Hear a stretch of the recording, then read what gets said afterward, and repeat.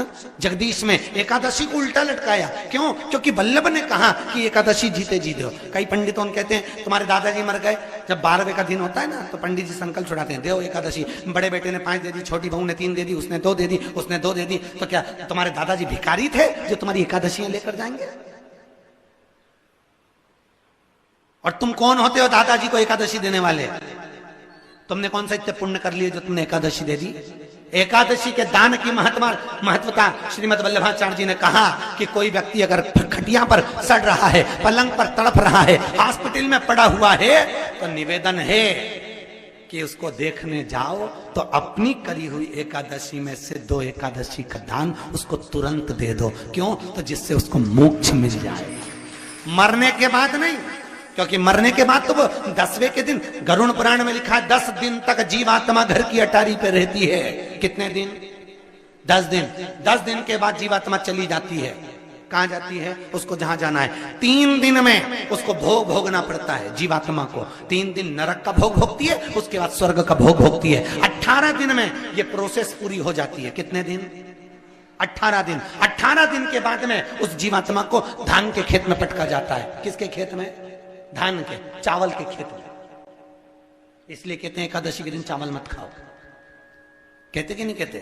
और क्या कहते हैं? द्वादशी के दिन चावल खाना जरूरी है। एकादशी का पालना करना है तो द्वादशी को चावल का 1 गिलास खाओ, तब द्वादशी को चावल खाओगे तो एकादशी लगेगी। चावल नहीं खाओगे तो एकादशी नहीं लगेगी। द्वादशी को चावल खाना जरूरी है। क्यों कहते हैं? क्योंकि धान के खेत में जीव को छोड़ा जाता है, उस धान के खेत में, चावल के खेत में जीवात्मा रहती है। उसको चिड़िया खाती है तो चिड़िया के रूप में जन्म लेता है, मनुष्य खाता है तो मनुष्य के रूप में जन्म लेता है। इसलिए एकादशी के दिन चावल नहीं खाया जाता, क्योंकि एकादशी के दिन हम चावल खाएंगे तो जीव हत्या का दोष लग जाएगा। फिर कब खाना है? द्वादशी के दिन। द्वादशी के दिन क्यों खाया जाता है?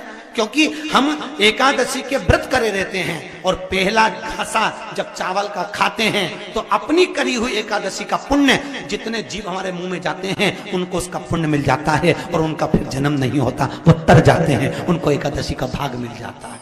इसलिए कहते हैं एकादशी को चावल मत खाओ पर द्वादशी को। जैसे पीपल के पत्ते में पराग होता है, हमारा हिंदू धर्म, हमारा शास्त्र कहता है, हमारे शास्त्र, हमारे वेद, डॉक्टर वर्णन करते हैं कि पीपल के पत्ते को अगर एकादशी और द्वादशी के दिन एक तांबे के पात्र में गला कर रख दिया जाए और उस पानी का आचमन 3 बार करा जाए तो जिसकी नाड़ियां चोक भी हो जाती है, डॉक्टर बोले इसका बाईपास करना पड़ेगा, उसको केवल 3 आचमन पानी एकादशी और द्वादशी को पीपल के पत्ते का कराया जाए तो अंदर की नाड़ियां भी खुल जाती हैं। पीपल के पत्ते का इतना प्रमाण हमारे विष्णु पुराण में वर्णन है। पीपल के पत्ते का इतना प्रमाण, पीपल के पत्ते का इतना लेख। जैसे चर्म रोगधारी व्यक्ति होता है ना, जिसकी चमड़ी सफेद पड़ जाती है, तो उसको क्या करना चाहिए? केवल हिंदू धर्म में केवल एक पीपल का वृक्ष है जिसका पराग झड़ता है और वो रात्रि को लगभग 10 बजे से 12 बजे के भीतर, 9 बजे से 12 बजे के भीतर पीपल के पेड़ के पत्ते का पानी झड़ता है।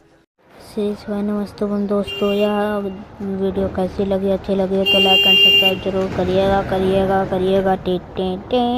करिएगा प्रदीप मिश्रा जी का उपाय है